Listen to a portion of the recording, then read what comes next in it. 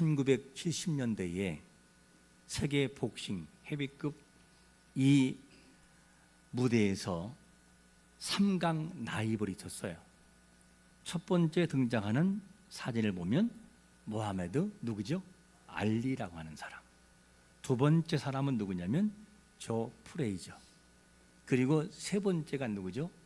조 포먼이라고 하는 이 세 사람이 70년대의 헤비급 엄청난 그런 파괴력을 가지고 서로 물고 물리는 이 과정을 반복합니다.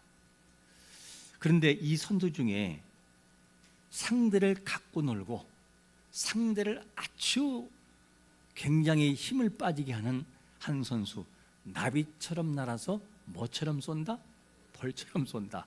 알리가 그런 말을 해서 유명세를 또 나기도 했었습니다. 그런데 알리보다 더 유명한 감동을 주는 사람이 있는데 그게 누구냐? 조지 포먼이라고 하는 그 사람입니다. 조지 포먼은 사실은 빈민가에 태어난 사람, 빈민가. 굉장히 어렵게 자라고 불량 소년으로 자란 그런 사람이었어요. 그런데 청소년 구제 프로그램에서 복싱을 접하게 돼요. 그리고 1968년 멕시코 올림픽에서 헤비급 금메달을 따게 됩니다. 그리고 난 다음에 세계적으로 주목받기 시작하는데 그 이후에 프로로 전향한 다음에 강력한 파워펀치로 1973년 조 프레이저를 2라운드에 TKO를 꺾고 세계 챔피언에 등극하게 되죠. 하지만 1974년 자이리에서 열린 알리와 전설적인 이 경기에서 KO를 당해요. KO패. 그리고 난 다음에 무적의 신화가 깨지게 됩니다. 포먼은 포에르토리코에서 열린 경기에서 패배한 이후에 탈진 상태가 오고 거의 죽음에 이르러요. 거의 죽음. 이때 이 포먼이 정신 상태에서 완전히 잃은 상태에서 예수 그리스도의 임재를 경험해요. 예수 그리스도의 임재. 그리고 깨어난 뒤에 이 강력한 하나님의 임재를 경험한 다음에 포먼이 뭐라고 고백하냐면 내 인생은 복싱이 아니라 하나님께 드려야 한다. 그리고 난 다음에 복싱 세계를 떠나버려요. 그리고 은퇴한 다음에 휴스턴에서 교회를 세우고 목회자로서 섬기게 됩니다. 그때로부터 그는 나는 이제 챔피언 벨트보다 성경을 붙드는 사람이 되었습니다. 그 고백으로 유명한 목회자가 돼서 이를 섬기게 됩니다. 그러던 그가 1987년 예상을 뒤엎고 10년 만에 다시 링으로 복귀해요. 그리고 난 다음에 사람들이 막 비웃어요.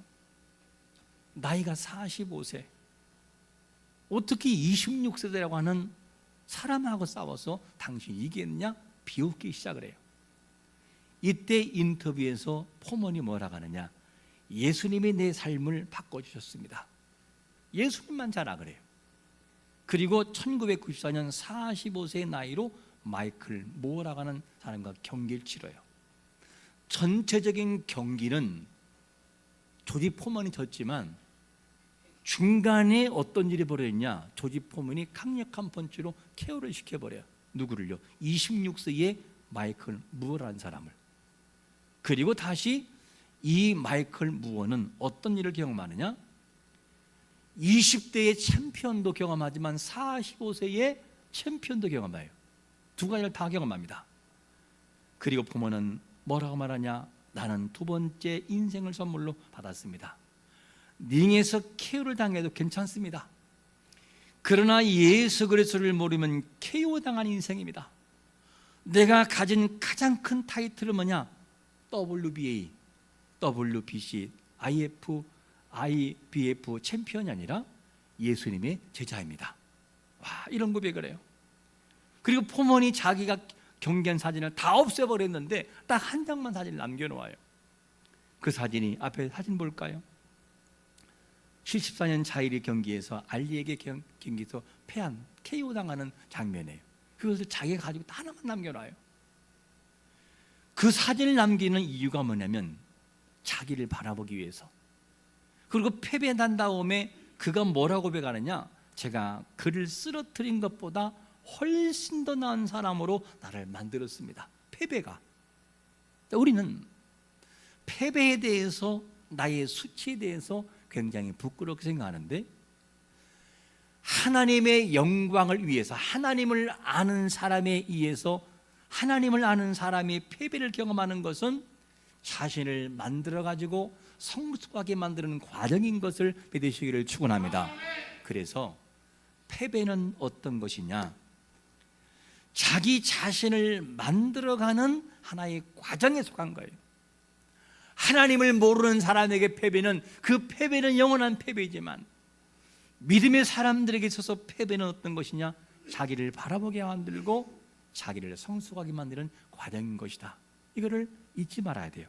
오늘 본문에도 사도 바울이 나오는데, 바울은 예수님을 만난 이후에 자기가 가지고 있던 과거의 영광스러웠던 모든 것들을 완전히 내려놓고 패배를 경험합니다. 그리고 예수 그리스도를 통해 그분을 고백하고 그분을 위해 살아가는, 그것이 사도 바울의 모습이었어요. 그 바울은 자기를 자랑하는 삶이 아니라 자기의 약함들을 자랑하면서 주님의 이름을 높이는 삶을 살아가는데, 그런데 오늘 본문에 보니까 바울은 분명히 주님을 높이고 자기를 안 자랑하거든요. 1절을 시작하면서는 이런 자랑을 하기 시작을 해요. 어떤 내용이냐? 무익하나마 내가 부득불. 뭐라고요? 내가 부득불이라는 말은 어쩔 수 없이 그 말이에요. 어쩔 수 없이 이렇게 안 하고 싶은데 자랑하는 이유가 뭐냐?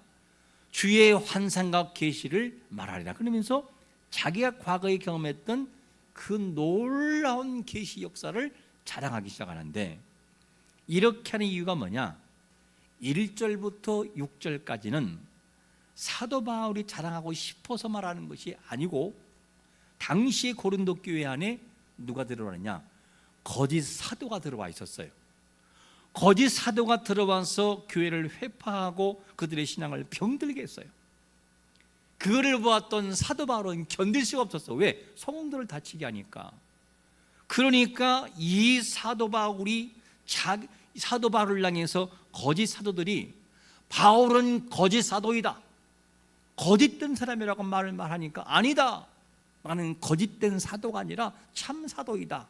왠 줄 알아? 그러면서 과거에 자기가 체험한 하나님의 계시를 봤던 장면을 1절에서 말했던 거였었어요. 쭉 전개하면서 말을 합니다. 내가 거짓 사도가 아니라 나는 참 사도이고, 하나님의 영광의 그 나라에서 하나님의 은혜를 경험한 사람이고, 이런 사람이 바로 나다. 진정으로 거짓된 사도는 바로 너희들이야. 이 내용을 변론하기 위해서 이 얘기를 꺼낸 걸 보게 됩니다. 그래서 자기 자신이 진정한 사도임을 밝히기 위해서 거짓 사도들 때문에 어쩔 수 없이 부득불 과거에 체험한 것을 말할 수밖에 없었다. 이 얘기로 시작되게 돼요. 이는 자기가 본 것이 아니라 하나님이 보여준 것을 봤다라고 하는 겸손의 태도를 가지고 나가는 걸 봅니다. 그래서 바울은 이와 같이 자기를 자랑하는 사람이 아니라 하나님의 영광을 위해서 살아가는 사람인데, 바울이 평소에 살아가는 삶이 어떤 삶이었느냐? 자기를 자랑하는 것이 아니라 첫 번째로 이런 삶이었어요. 자신의 뭘 자랑을 해요? 약함을 자랑한다는 거예요. 한번 7절 말씀 같이 읽어볼까요? 같이 시작. 여러 계시를 받은 것이 지극히 크므로 너무 자만하지 않게 하시려고 내 육체에 가시곧 사탄의 사자를 주셨으니 이는 나를 쳐서 너무 자만하지 않게 하려 하심이라. 자기의 약함에 대해서 꺼내기 시작을 해요. 바울은 어떤 사람이냐? 많은 걸 갖춘 사람이었어요. 실력으로 보나 뭘로 보나 다 갖춘 사람이었어요. 영적인 깊이를 체험했고 많은 은사를 가지고 있는 사람이었어요. 바울은 죽은 사람을 살리는 것도 경험을 합니다. 그리고 귀신을 쫓는 것도 경험하고 병자를 치유하는 것도 경험해요. 그게 사도 바울이에요. 자, 이 정도가 된다라고 한다면 자랑할 수 있어요, 없어요? 자랑할 수 있어요.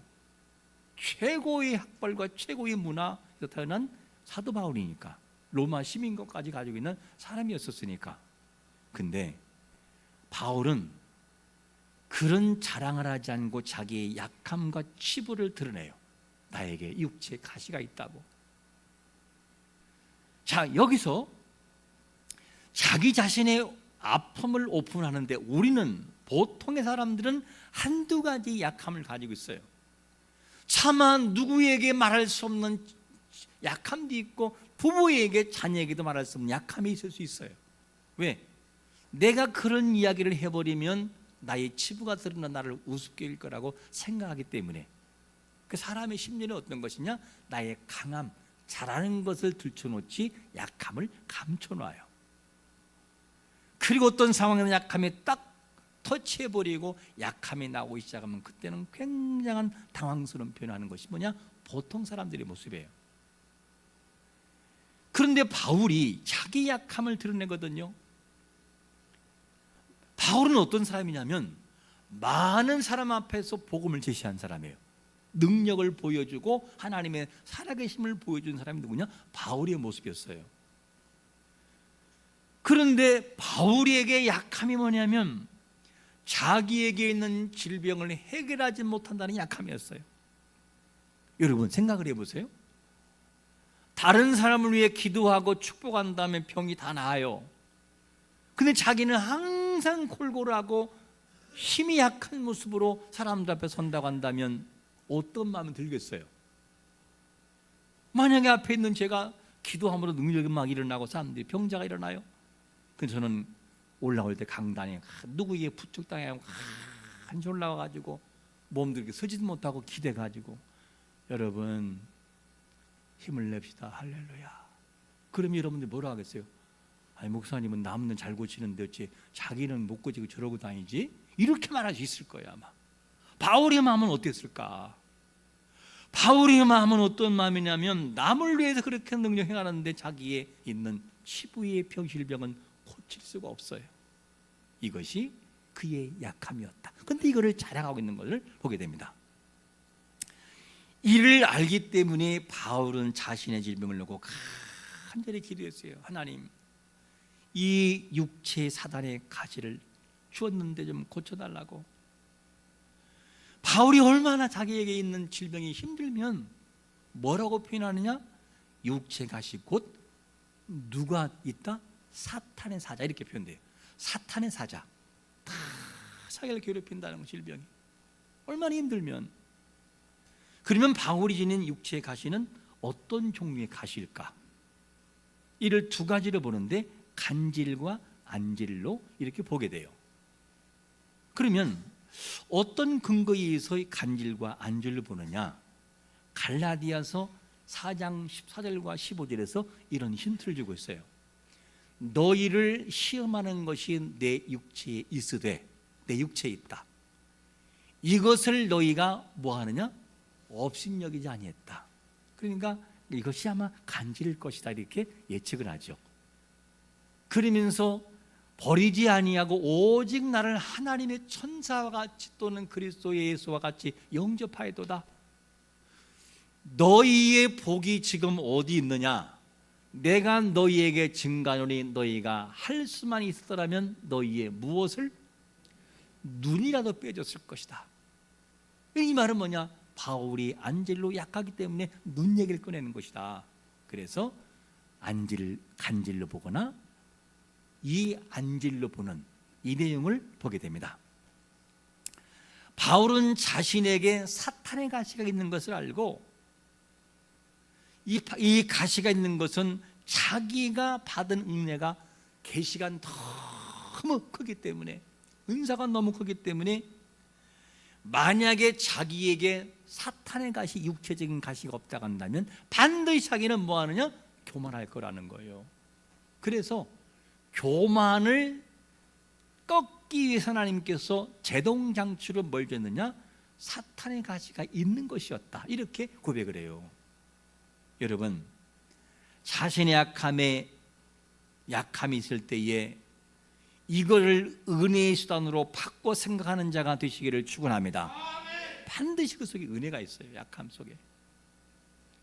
약하지 않고 내가 강성할 때는 마음이 교만하고 자기를 자랑하고 그냥 세상 무서운 줄 모르고 그렇게 나가는 것이 우리의 모습이지만, 그러나 약하고 고난 속에 있을 때 그제서 하나님이 보이기 시작을 하고 은혜가 뭔지를 보이기 시작하더라는 거예요.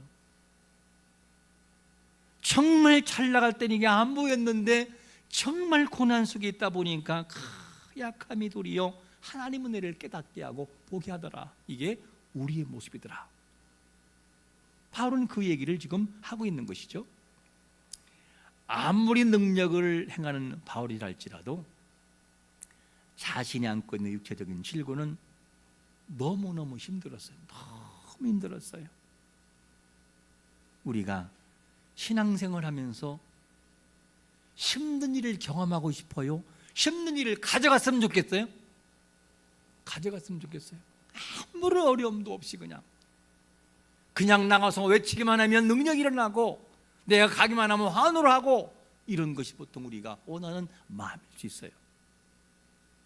근데 바울은 능력은 있는데 내적인 자기 몸에 있는 질고는 해결할 수 없었어요.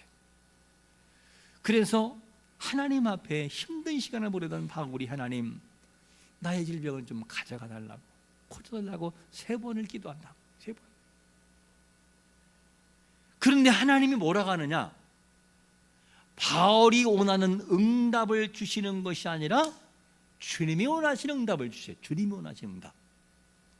무슨 말이냐면, 주님이 원하시는 응답은 바울아 알았다, 너는 오늘 병이 나았느니라 이렇게 하는 것이 아니고, 바울아 내가 너에게 주은 지금 이 환경이 있잖아, 너의 모든 질병이 있잖아, 그건 너에게 가장 적절하니까 은혜가 족한 거야. 그러니 더 이상 나에게 구하지 말아라.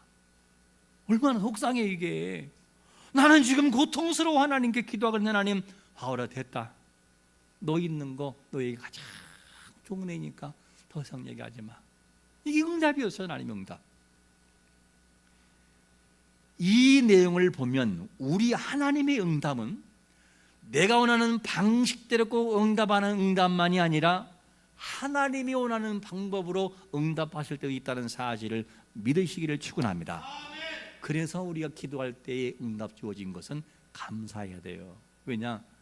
내가 원하는 응답을 아니라 하나님이 원하는 응답을 주시기 때문에. 이게 우리가 기도를 하는 사람의 모습에서 얻는 유익인 것이죠. 또한 하나님께서는 우리가 합당하게 추구하는 목적을 허락하셔요. 합당하게 추구하는 목적.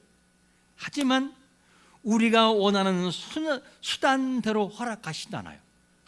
합당한 하나님 응답하시지만 내가 원하는 대로 하나님 응답하지 않는다, 이 얘기예요. 하나님 분명 당신의 백성들을 분명히 사랑하셔요. 그리고 좋은 것을 주시기를 원하셔요. 우리가 볼 때 내가 보기에 가장 좋은 것이 아닐 수 있고, 그게 그렇지 않을 수도 있다는 사실을 항상 잊지 말아야 돼요. 하지만 하나님 입장에서는 뭐냐? 하나님 입장에서는 그래, 라고 응답하신 거예요. 그게 나는 분명히 하나님의 애를 좀 주세요 라고 말했는데, 하나님 나에게 좀 돈 좀 주세요, 실컷 써보게 좀 남들처럼 이렇게 기도했거든요. 하나님이 안 된다. 왜 그럴까? 너 만약에 이 상황에 내가 너에게 100억 준다면 너 어떻게 되겠냐? 주일날 이 교회를 나오겠냐? 안 나오지. 너 뭐 하겠느냐? 타락의 일로 갈 것이다. 네가 얼마나 교만에 빠지고 할 것이냐? 안 된다. 지금 있는 게 너에게 족하니 그게 나에게 다가오는 겸손이다. 너에게는 그것이 바로 은혜야. 이렇게 말할 수 있다는 얘기예요. 여러분, 하나님은 주시기도 하지만 주신 것을 빼앗기도 하시는 분인 것을 아셔야 돼요. 그래서 우리를 적절한 모습을 가지고 만들어가요. 요즘에 나온 좋은 차들은 어떤가 알아요? 과거에는 타이어의 바람을 한 번 더 넣고 계속 조절해야 됐어요. 지금은 얼마나 자동이 잘 나왔냐, 차가. 앞에 100kg 사람이 타고 뒤에 50kg 타면은 무게를 균형이 안 맞잖아요. 얘가 맞춰요. 컴퓨터가 다 조절해가지고 그 바람의 세기를 빼기도 하고 넣기도 해요. 스스로가 바퀴가. 그래서 42 뒤가 무거우면 조금 높여가지고 43호 조절해 버린다. 그렇게 나와 차가. 하나님이 우리에게 어떻게 만드시느냐? 적절한 모습을 가지고 우리를 만들어 간다는 거예요. 어떻게? 교만할 만하면 하나님이 낮춰요. 낙심할 만하면 내가 너를 얼마나 사랑한 줄 아니? 그 나에게 용기를 주어요. 그리고 하나님을 바라보는 모습으로 가도록 하나님이 다양한 모습을 통해 우리를 만들어 간다는 사실을 항상 잊지 말아야 돼요. 하나님이 그렇게 일하시는 것도 우리는 분명히 예측하며 살아가야 됩니다. 그래서 우리가 기도하고 얻은 것은 내가 원하는 것이 아니라 할지라도 하나님 감사해요 라는 자세를 갖는 것이 기도하는 사람의 모습인 것입니다. 그러면 바울이 간절한 기도한 대로 주시지 않고 왜 육신의 질고를 짊어가라고 하시는 걸까 하는 질문이에요. 왜? 그냥 응답 주시면 안 될까요? 아픈 사람 그냥 100%다 나아가지고 한순간에 막 날아다니면 안 될까요? 더 영광될 거 아니겠어요? 이렇게 질문할 수 있죠. 우리는 좀 기억이 좀 잘 안 맞고 좀 치매 걸린 사람은 확 돌아와가지고 하나님은 찬양하며 간증하면 더 좋잖아요 라고 할 수 있어요. 근데 거기에는 우리 잘못했지만 하나님이 뭔가 하신 일이 있다는 거죠. 바울에게 있어서는 뭐냐? 그 질고가 하나님의 영광이었어요. 그래서 이렇게 하는 이유가 뭐냐? 두 번째로 뭐라고 고백하냐면 약한 데서 뭐라고요? 온전해지기 때문이다. 그래서 질고를 준다는 거예요. 질고를 허락하신다. 우리 한번 9절 같이 읽어볼까요? 시작. 나에게 이르시기를 내 은혜가 내게 족하도다. 이는 내 능력이 약한 데서 온전하여짐이라 하신지라. 그러므로 도리어 거기에 기뻐함으로 나의 여러 약한 것들에 대하여 자랑하리니 이는 그리스도의 능력이 내게서 머물게 하려 함이라. 할렐루야. 바울이 자신의 육신의 질고를 가져가 달라고 그렇게 기도할 때 하나님은 내가 너에게 준 은혜가 너에게 족하다. 족한 줄 알고 있어. 이게 응답이었어요. 이는 그리스도의 능력이 약한 데서 온전해지기 때문이다. 또 다른 말로 한다면 무슨 말이냐? 인간의 약함이 하나님의 능력을 드러낼 수 있는 좋은 기회라는 거예요. 좋은 기회. 우리는 예측하지 못한 일을 경험할 수도 있고 다양한 일을 경험하지만 우리는 그것 때문에 속상하고 우리는 눈물 나오지만 하나님은 그 모든 과정을 통해 뭔가 하실 일이 반드시 있음을 믿으시기를 축원합니다. 하실 일이 있다고요. 뭔가 그거를 보는 눈이 우리에게 열려야 돼요. 하나님 뭔가 하실 일이 있다. 뭔가 있다. 이 자세가 필요한데 우리는 다 이것을 원망으로 바꿀 때가 있어요. 여기서 온전해짐이라 이 말은 완전하게 하다, 완성하다 그런 말인데 이 뜻을 지닌 단어가 뭐냐? 텔레이오란 단어. 헬라어 원문은 무슨 말이냐? 현재 수동태, 현재 수동태. 현재 수동태로 쓰이는 이유는 뭐냐면 인간의 연약함 안에서, 인간의 연약함 현재임 안에서 주님의 능력이 완전해져 간다라고 하는 것을 나타내는 거예요. 사실은요. 무슨 말이냐? 우리가 고통과 아픔이 있을 때 그 모든 고통을 통해 뭐냐? 지금 그 인간 안에 이루어지는 모든 상황을 통해 나를 점점 하나님 사람으로 만들어가고 있다. 이게 현재 수동태예요. 여러분, 하나님은 지금 우리를 만들어가고 있음을 믿으시기를 축원합니다. 우리를 만들어가고 있어요. 그것이 뭐냐? 고난이라는 도구라는 거예요. 도구, 수단이고, 그리고 약함이라고 하는 수단이고, 약함이 우리를 만들어간다. 우리에게 있는 약함을 주님의 약함은 주님의 능력을 경험하는 기회가 되는 것을 믿으시기를 축원합니다. 그걸 알아야 돼요. 우리는 아브라함이 바랄 수 없는 중에 바랬어요. 곧 그게 뭐냐? 아브라함이 자녀를 몇 세에 얻죠? 100세에 얻어요. 사라는 완전히 자연적인 모든 것이 끊어지고 아브라함도 끊어지는데 그냥 하나님이 되게 만들어요. 약함 중에서. 그때 하나님의 기적을 체험하고 아브라함 점점점 신앙이 자라서 어디까지 가느냐? 이삭을 가장 끼는 이삭을 칼로 내려 칠 수 있을 정도의 결단이 성숙한 신앙까지 하나님이 만들어 놓아요. 그게 하나님의 일하심이었어요. 그래서 자신에게 있는 질병은 자신의 자만을 막기 위한 수단이었다. 나의 약한 데서는 온전해지는 걸 나는 알았다. 그래서 더 이상은 그 기도를 하지 않아요. 왜? 그래야 그리스도의 능력이 자기에게 머물렀기 때문이라는 거예요. 그리스도의 능력이. 그것이 바울이 봤던 하나님에 대한 마음이었고 기도에 대한 해석이었어요. 우리의 약함을 수치로 생각하지 말고 하나님의 영광을 위한 일일 수도 있다는 사실을 마음속에 비워놓으시기를 축원합니다. 영광을 위해서. 그러므로 바울이 경험한 약함과 능력과 궁핍과 박해와 곤고에 대해서 본문 10절은 이렇게 해석을 하고 있어요.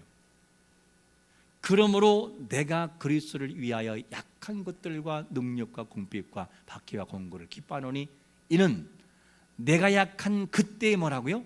강함이라. 이 말씀을 한번 원문으로 적용해 볼까요? 원문? 우리 한번 같이 읽겠습니다. 시작. 그러므로 내가 약한 것들 안에서, 능력들 안에서, 궁핍들 안에서, 핍박들 안에서, 그리고 곤란들 안에서 그리스도를 위하여 기뻐한다. 여러분, 약한 것들 안에서 기뻐하시기를 축원합니다.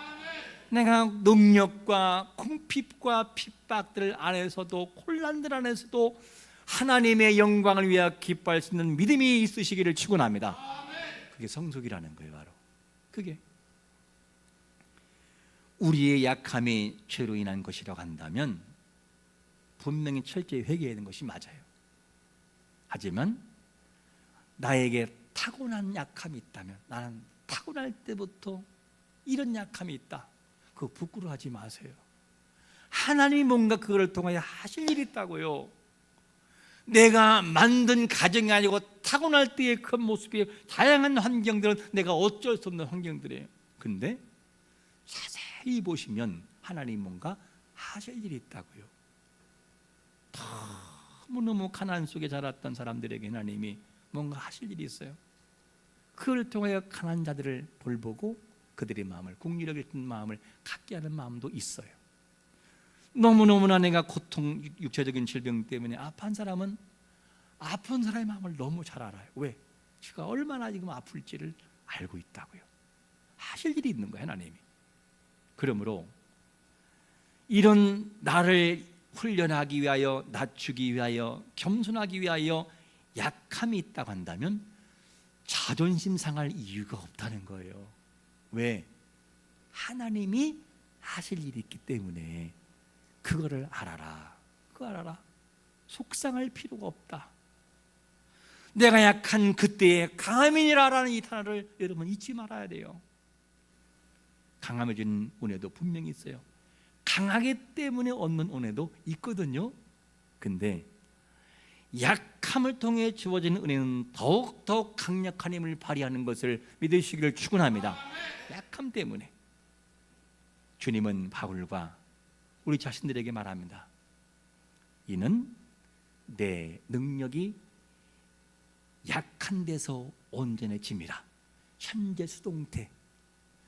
약함 안에서, 인간이 살아가는 약함 그 안에서 그리스도의 능력으로 말미암아 점점 그가 만들어져 가는 것이 뭐냐? 하나님이 말씀하시는 약함이라는 거죠. 이걸 기억하면서 약함을 통해 하나님의 은혜를 깊이 체험하는 그런 삶이 우리에게 있으시기를 예수 그리스도의 이름으로 축원합니다. 아멘.